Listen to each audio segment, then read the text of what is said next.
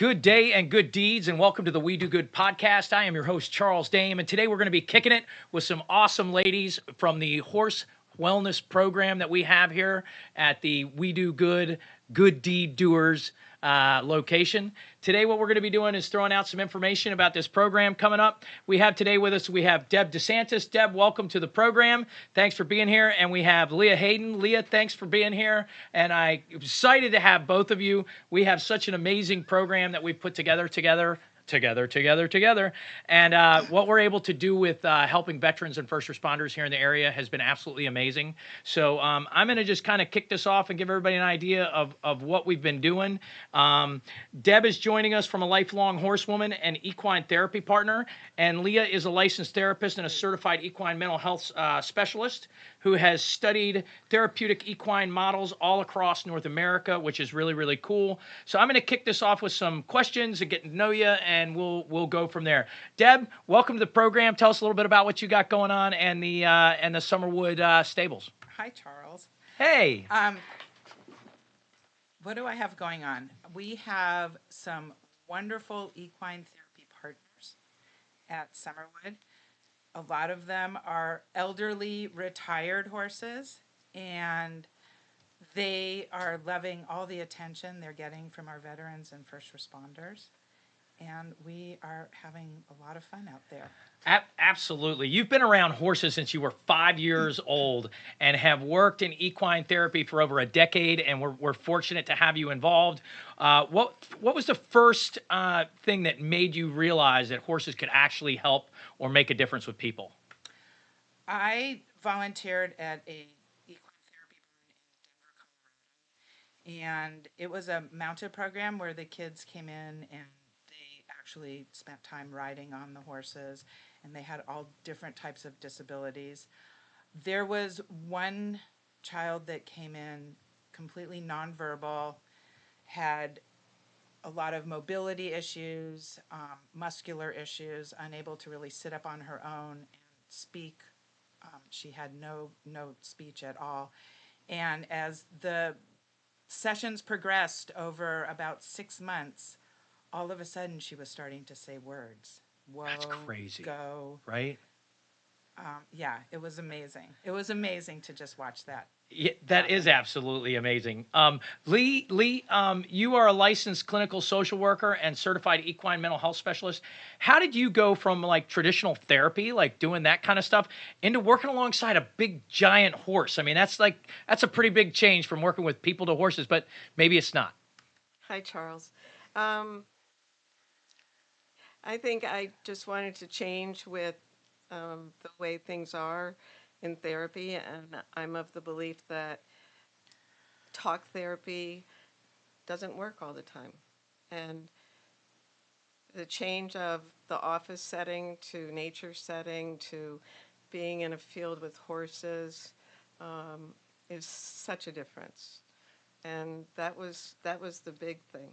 Yeah, absolutely. So this work that you were in, what was the time that you realized this was going to change people's lives with horses? Well, to piggyback onto Deborah's story, I have 3 sons, and one son was born with a terminal illness, and he wasn't walking or talking.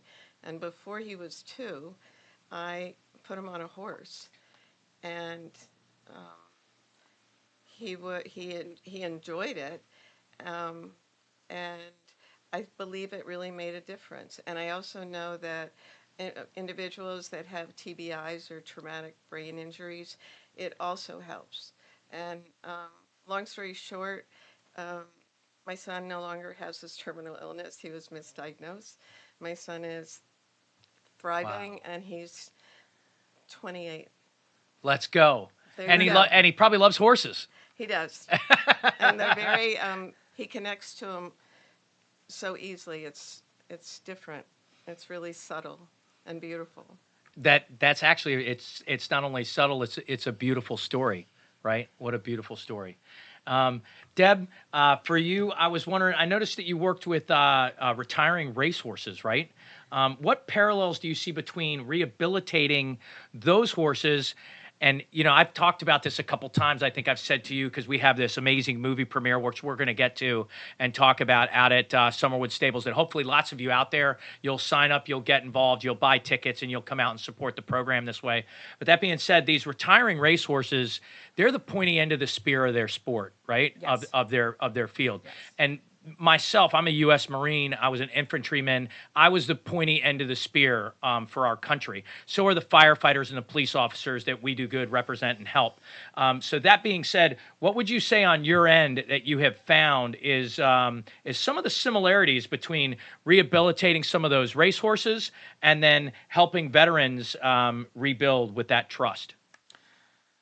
These horses have had a job for the last 3 years of their life, and they're actually only 3 or 4 years old. And that is the end of their career, which is so similar to veterans and first responders. Yeah, like 4-year tour or something, right? You retire early, and now what? And the same with racehorses. They're 4 years old, they're 5 years old. They need a job. They're going to live till they're 30 years old, and they need a job, something to do. So there is a program called Retired Racehorse Project, RRP. Which is awesome. We're going to be partnering with that project with our movie premiere that we have coming up, and that's going to be fantastic. Can't wait to help these horses out. Yeah.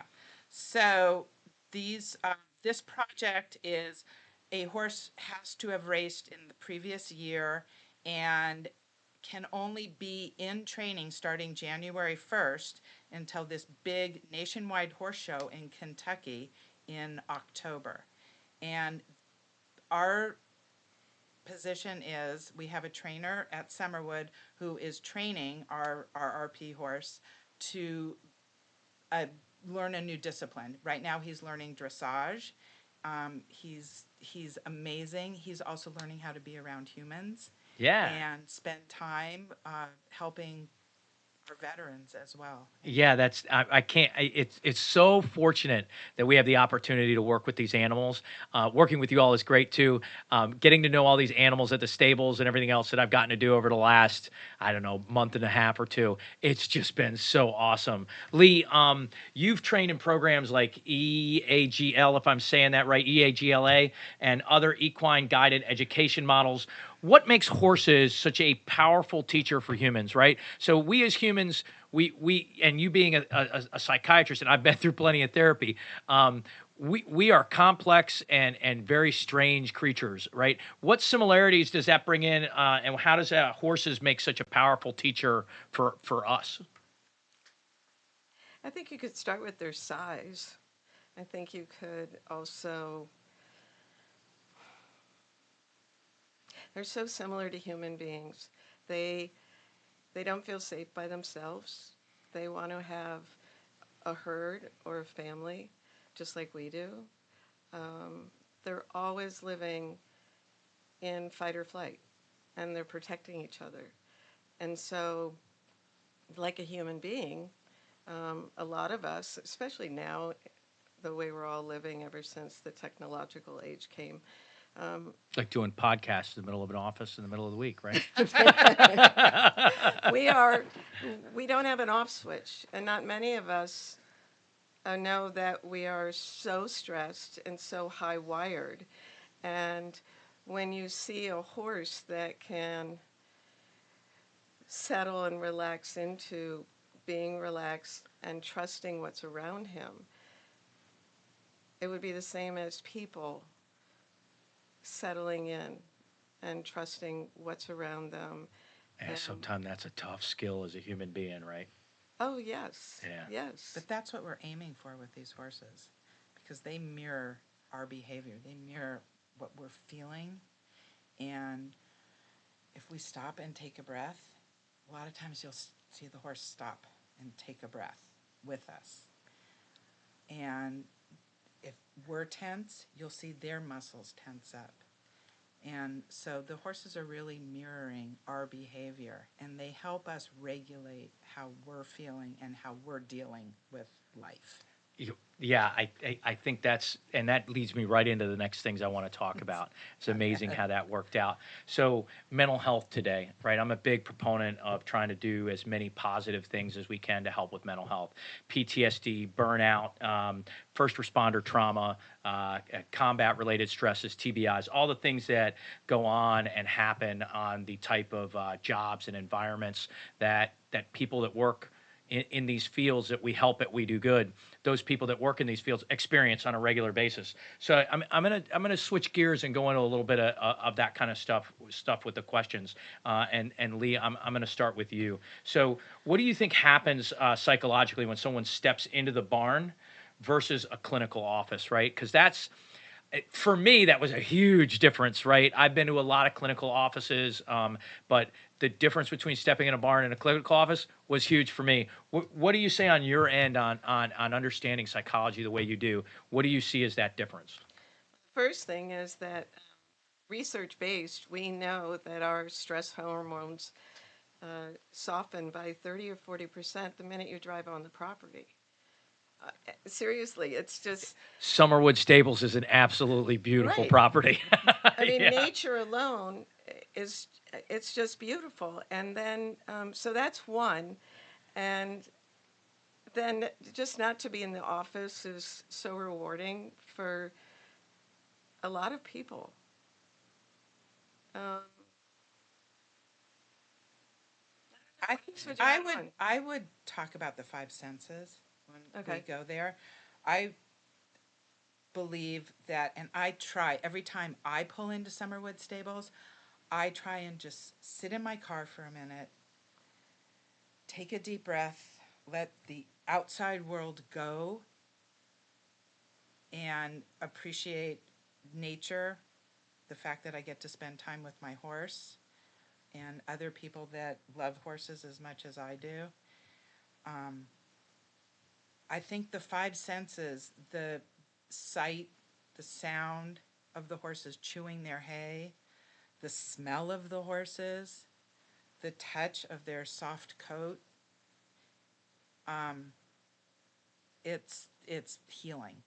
It's very healing to the soul to be there. And with that said, we also bring in and thread in grounding exercises that individuals can take with them in their life and not just while they're working with us, because what we're trying to teach them is that you really have to know and feel where all your anxiety is in your body to lower it and relax more to be around the horse.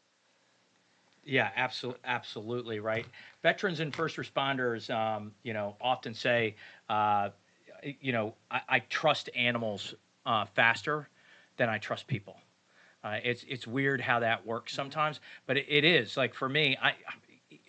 When I first came out to the program and I was out, I had my first horse was I think it was Geisha or Uh-huh. is that right? Mm-hmm. And she was huge. I mean, she's like 1,800 pounds or 2,000 pounds, and she just was like, "Here's the deal, dude." She just put her head out there and was like, "Here's how we're gonna do this." And at first, I was a little nervous. By the end of that day, I was up and down the horses. I was bonding with all of them. I felt like a rapport with the horses. And now every time I go to the stables, I can feel it. I can feel as I'm walking around the corner and I can see the horses. They're looking. They're looking around and they're like, "Oh, here's that guy." Right? That guy's coming with that energy. All right, let me put my head over and give him some love. So it's absolutely incredible how we can trust animals faster than people. Why do you both think that is? Let's start with you, Lee. Well, we've also learned that a lot of people really don't enjoy criticism, and and when a horse And that. sends a memo to somebody like one of us that's on the ground, and they're saying, "No, I don't like that." I think that happened to you as well. Absolutely. So I'm not sure. I think the name of the horse. It was the big stallion you have there. He We reached shouldn't up. name names. Yeah, okay, we won't name names. He reached over. I guess that's kind of like personal. Okay, same Yes, type of yes, thing with yes, horses. yes. All right, sorry, horses. I'll respect your privacy. But yeah, he reached over and he gave me a little like rub on my chest in my nipple area, and I was like, whoa, and it kind of like shook me. And he jumped back, and I jumped back, and then he just kind of looked at me, and I looked at him, and was like, don't do that. And he just kind of looked at me, and he was like, all right. All right, you don't want me to do that? So there's some other people that have no issues with me doing that, but yeah, it's okay. I won't do that to you. And he just put his head back down and was like, all right, let's be chill. And we started loving each other again, and everything was all right. But yeah, it's funny how they'll let you know what's going on. What do you think when you see out there? What is it that you think that allows people to trust animals faster, Deb? People to trust animals faster.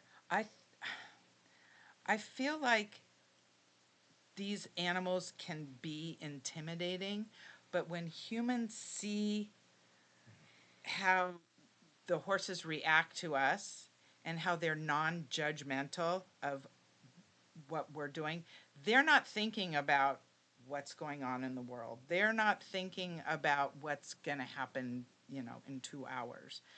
They are living in the present, and they're right there with us. And when humans feel the energy of the horse mirroring our behavior. That's crazy you said that. I was just going to say, so horses like mirror human emotion. Yes. And I was going to ask you, what does that mean? So say you show up and, oh my gosh, a car cut you off on the road, and you had, a cup of coffee, and it's just been a bad day. And you show up and your muscles are like this, all tense, and you're in a bad mood and whatever. You might go to the stall to get that horse out, and they could look at you and go, no, I am going to pin my ears. I am going to turn around and walk away from you, and I'm going to tense up myself. But if you stop at that stall and you take a deep breath and you let all of that go, you will see a completely different animal. And I think for humans to be able to see horses react that way is empowering as a human on what your behavior and your feelings and tenseness and all the other stuff you've got going on has on this horse. Yeah, how it translates to others. And Lee, what's your take on that? I think, or what I've read and studied, is that presently um, there's so many people that are disconnected with each other and actually truly lonely in this state. And humans as a species, just like a horse, they're, they want connection. And so when people come out to the farm, I mean, you even with the horse that was, Yeah, you thought yeah. he wanted to bite you or whatever. Yeah, and he didn't. Whatever he did. You were looking for a connection. If I dig right under there, it was like, oh, look at that big guy. I really want to connect with that. But we don't know how. So then it becomes a playing off of each Like other. a dance, like a Yeah. dance. But I think it really teaches humans their emotions and what they give off, the effect that it has on horses, and then, oh my gosh, take that out in the world. Yeah, yeah, absolutely. And, Lee, if you can help some of our listeners that might be out there, or say somebody that's listening to us that thinking about coming to the program, that might be a little skeptical, right? And we've already run into a few of those, right, that we've had through the programs. Now it's amazing to watch what happens. Somebody that's skeptical actually leaves like, I'm going to be back next week. I can't wait. We're like, well, it's every 2 weeks, so just to hold on. But how does working with a horse? How does that actually help trauma recovery and the people that we're working with? First of all, the work is so subtle. Um, we are also, there's many acronyms that we would use from. Acronyms are good. Military people, we like acronyms. So we have equine assisted services, we have equine assisted learning, and then we have equine assisted psychotherapy. So I think the first thing to tell people is language is important, and this is not therapy. This is equine assisted services that will support you subtly to let you see how you are making connections and how maybe if you lowered and dropped in and became more relaxed, that you will do with the horse, maybe you would take that out into the real world. And maybe also when a stressful situation comes up, I would say you would probably act differently. You might even pause and watch and learn and listen to what's going on in the situation more so than instant reaction. Yeah, that makes a lot of sense. I know we're seeing a huge conversations today around first responder burnout and veteran mental health, right? The jobs that people are doing, EMS, all these types of things, police officers, um, the burnout in having to put in the extra hours, put in extra shifts, work overtime. Why do you think alternative programs like equine therapy or equine wellness or anything dealing with equine, right? Why do you think those are becoming so important for our community, Deb? I think I think equine wellness empowers humans. It makes you feel like your reactions have reactions in the world. And if you can stop, take a breath, that feeling that you have right there is going to be hopefully reciprocated. And I don't know what else. I think that also, I believe we're in an absolute nature deficit, whether it's with children, adults, and everybody, and that overstressed, overworked individual. Um, just to come out into nature and remember how quiet it is. Nothing's ringing. You might suddenly notice the birds that are flying. You might all of a sudden notice the subtleness of the breeze that's going through. That's what we're bringing to you. And um, it's just very light. It's very calming. Um, you might spend more time in nature afterwards, too. Yeah, absolutely. Nature is definitely somewhere that makes a big difference. I know one of the things I have been asked is like, how do you help or what do you say to a firefighter or a police officer? And actually, we were just talking about this before we started the podcast. That's kind of like, I don't need therapy. Therapy is not necessary for me. And for me, I hear guys or friends of mine or people that say that, and I say, well, first of all, this isn't therapy. That's that. Let's get that straight right off the bat. I was like, this is an opportunity to get out in nature and be around some amazing animals. We're not laying you down on a couch. There's no psychoanalysis. We're not trying to program or reprogram or offer any type of medical solution to help you. What we're really doing is we're connecting right with nature, and we're getting out there and we're getting in touch with ourselves through these animals. And I can tell anybody that's out there that's wondering or saying, "Well, I don't need a program. I don't need anything," and we're not absolutely implying that you do. What I can tell you is that everyone needs connection. Everyone needs that connection between yourself, and really, it'd be great if you could get it with another human being. But a lot of us have trouble doing that. But I can tell you now, I can promise you that if you take the opportunity to get that connection through one of these horses, one of these animals that are out there, the connection is real.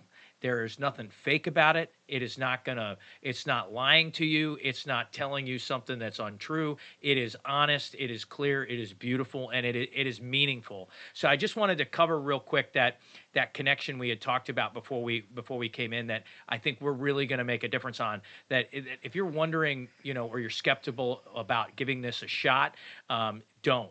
Just take that step, go out on the internet, go to wedogood.org, go to the programs button, go down to the horse centered wellness button, click on the program and sign up. Come out and spend 2 or 3 hours, about 2 hours with us out there at the program, and get connected with nature and horses. And I think you'll see an amazing difference. That being said, what roles does the community and things along those lines play in the barn environment when we're out there? Or what does community, I'm sorry, what does community and camaraderie play in the barn environment? So when you're out in the barn, what is the community aspect of what we're doing while we're together, and the camaraderie that I've already witnessed happened? How does that play in the environment out there at the barn? It's first, it's fun. And so just think that you're going to come out and play with horses. And it's fun. It's fun seeing somebody else leading a horse. It's fun seeing the horse's behavior or learning how everybody's different and interacting. And it also it brings wholeness. It brings back in a sense of family. It brings back a sense of community, um, a sense of connection. Absolutely. And Deb, what have the horses taught you about leadership, trust, and emotional awareness? Trust is a big part of that. Trust, the horse has to trust you, and you have to trust this 1,200-pound horse that you're going to be okay. And the horse trusts you by letting you put a halter on, letting you lead it, connecting with the horse. Once you connect with the horse, you can read it in their ears and their body language. Once you connect with the horse, you will feel this trust that is amazing, that you want to carry on in the rest of your life Absolutely. with all humans. I've felt it personally. Walk me through a typical day at the We Do Good Horse Center Wellness Program. So everybody comes down the dirt road, the palm trees and It's the so trees, beautiful. and it's just beautiful. And you turn off your radio and you listen to the gravel under your tires and pull in and park. And there's horses in their stalls. Sometimes we'll have horses out in the paddock. And we have a beautiful little gazebo area where we sit and we do our welcome. And we really start the program with a grounding exercise. Because, like I said at the beginning, when we're at the barn, we need to try and just let everything else in the world go. So we might close our eyes, we might do some breathing exercises, we might go around and introduce ourselves if anybody has anything they want to talk about. And we really start by just grounding and welcoming ourselves into this environment. And then from there, we will either go out in the paddock where the horses are cruising around, and we might do some observation on their behavior and what's going on and what are you seeing, and who is there, a leader, is there a scout, what's going on out there. And then after that, we might put halters on, and you're going to learn how to halter a horse, you're going to learn how to lead a horse. And we might go through an obstacle course, some cones, over poles, stop, back up our horse, and see what all that feels like. And then after that, we'll spend some time hands-on, grooming, taking care of them. They love that. They love it. We love it. Yeah, I love it. yeah, it's just a absolutely. special time. Learn about all the grooming tools and just kind of spend time with the horse. And then after that, we sit again in our little gazebo area and talk about our experiences of the day. Absolutely. Yeah. What kind of horses are involved in the program? We have all kinds. We have quarter horses. We have mainly retired horses that are a little bit older. But we are now incorporating our retired racehorses that are on the property. Those are thoroughbreds that have raced in the past. Let's And go. Look, yeah, exactly. And they're looking for their new careers.